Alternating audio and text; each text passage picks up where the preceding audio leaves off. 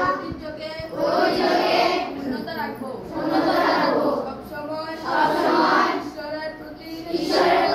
পূর্ণ ভক্তি শ্রদ্ধা বিশ্বাস রাখবো এবং অনুগত থাকবো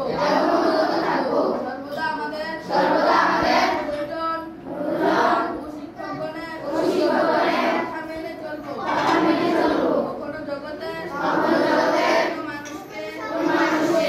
জ্ঞান করবো না নিজেকে সৎ সত্যবাদী কর্তব্যনিষ্ঠ পবিত্র দেশপ্রেমিক অনুরাগী